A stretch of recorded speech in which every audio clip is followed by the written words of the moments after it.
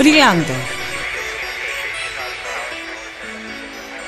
Πάνω σε επιφάνεια βαμμένη με βελούτο, ίδιας απόχρωσης με αυτή που επιλέξαμε, περνάμε την πρώτη στρώση μπριλάντε με κοντό τριχορολό ή πινέλο.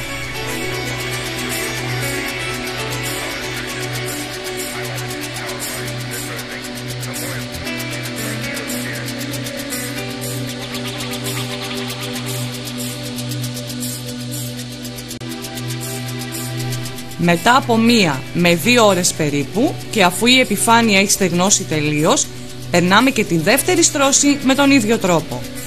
Για βαφή με πιστόλι περνάμε 1 στρώση σταυρωτά.